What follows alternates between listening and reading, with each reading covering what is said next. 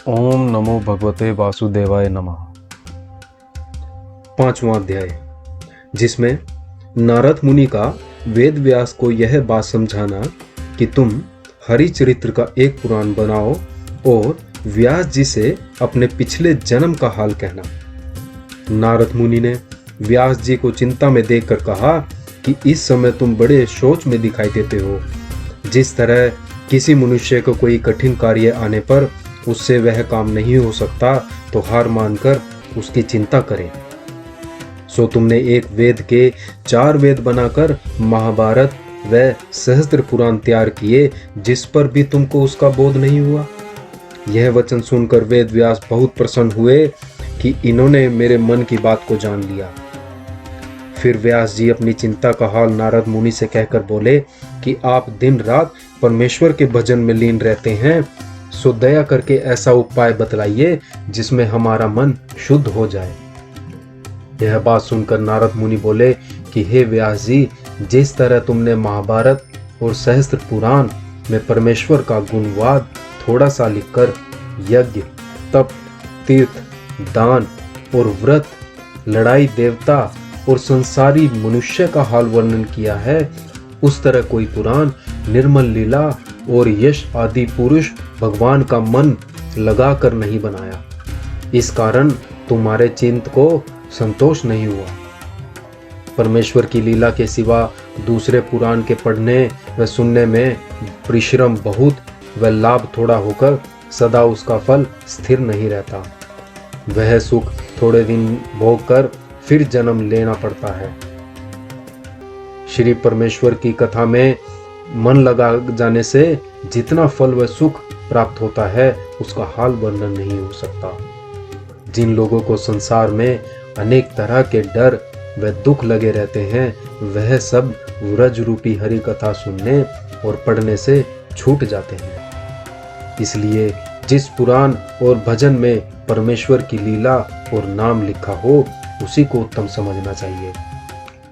जिस तरह नौका इच्छा पूर्वक पवन चलने से अपने स्थान पर जल्दी पहुंचती है, उसी तरह संसारी मनुष्य परमेश्वर का भजन और स्मरण करने से संसार में वांछित फल पाकर मरने के बाद भवसागर पार उतर जाते हैं। जैसा सुख भगवत भजन व हरिचरण में ध्यान लगाने से प्राप्त होता है, वैसा आनंद इंद्र और कुबेर आदि देवताओं को भी नहीं मिलता। इसलिए मनुष्य को उचित है कि अपने मन में संतोष रखकर बिना किसी लाभ के परमेश्वर का भजन व स्मरण करे। संसार में सब तरह का दुख सुख पिछले जन्म के कर्मों से प्राप्त होकर हरि भजन करने से शूली का काटा हो जाता है। हरि चरणों का ध्यान मन में रखने से संसारी माया छूटकर फिर उस मनुष्य को यज्ञ, तप, व्रत और दान आदि करने का कुछ लाभ नहीं रहता। और जो व्यक्ति हरिभक्त ना रहकर केवल यज्ञ, तप, व्रत, तीर्थ आदि करते हैं, वे आवागमन से रहित होते हैं। शुभ कर्म करने से थोड़े दिन उसका सुख भोग कर फिर जन्म लेते हैं। बाजी बात वेद पुराण में तुमने इस तरह लिखी है जिसको मूर्ख नहीं समझेंगे। जैसे अपने पितरों का श्राद्ध करना मांस से लिखा है, इसलिए मांस खाने वाले तुम्हारे वचन का प्रमाण मानकर मांस भोजन करके यह न समझे कि व्यास जी का अभिप्राय मांस से यज्ञ और श्राद्ध करने वास्ते है। इस तरह की बात साधु तपस्वी अच्छी नहीं लगेगी। जो लोग हंस रूपी परमेश्वर के भक्त हैं, वह वैकुंठ नाथ के भजन व स्मरण और हरिचरणों के ध्यान में मगन रहकर दूसरी बात नहीं जानते। जिस तरह हंस मानसरोवर के किनारे रहकर दाने की जगह मोती चुगते हैं और कौवा अशुद्ध जगह बैठकर विष्ठा आदि अशुद्ध वस्तु खाता है और अपनी बोली बोलकर मारे घमंड के दूसरे पक्षी को अपने बराबर नहीं समझता और उसकी बोली हंस प्रिय नहीं करते, उसी तरह हंस रूपी साधु और वैष्णव को परमेश्वर का गुण चरित्र सुनना प्यारा लगता है। और जो पुराण श्याम सुंदर के नाम की स्तुति से रहित है, वह उनको अच्छे नहीं लगते। काक रूपी मनुष्य उन बातों का सुनना जिनमें केली व क्रीड़ा संसारी सुख रहता है, सिर्फ वही अच्छा जानते हैं। इसलिए तुम्हारे मन को संतोष नहीं हुआ। अब तुम्हें चाहिए कि एक ऐसा पुराण बनाओ जिसमें सब लीला गुण परमेश्वर का लिखा हो और उसके पढ़ने और सुनने से मनुष्य को पुण्य प्राप्त होकर मरने के बाद मुक्ति पदवी मिले और चिंता छूटकर संतोष हो जाए। हे व्यास जी, कभी तुमको हमारे कहने का विश्वास ना हो, हम अपने पिछले जन्म का हाल कहते हैं, सुनो। उस जन्म में हम एक दासी पुत्र थे और मेरी माता एक ब्राह्मण के यहाँ काम काज करती थी। वह ब्राह्मण साधु और संत की सेवा किया करता था। सो बरसात के दिनों में उस ब्राह्मण के स्थान पर साधु लोग आकर रुके और उस ब्राह्मण ने साधुओं को चौका बर्तन करने के वास्ते हमारी माता को रख दिया। मैं भी बालक होने से अपनी माता के साथ उन साधुओं के आश्रम पर रहकर 8 पहर उस दर्शन किया करता था। जिस समय साधु लोग आपस में बैठकर परमेश्वर की कथा और बातें करते थे, उस समय मैं भी उनके पास बैठ जाया करता था और मुझ बालक अज्ञान को वह बातें कथा रूपी बहुत अच्छी लगती थी, इसलिए मैं बहुत प्रेम से उनको सुनता था। साधु लोग भोजन करके जो अपना जूठा होता था मुझको अपने हाथ से देते थे, मैं उसे बड़े प्रेम से खाता था। जब वह साधु बरसात खत्म होने के बाद अपने अपने स्थान को चले गए, तब मैं बहुत रोया।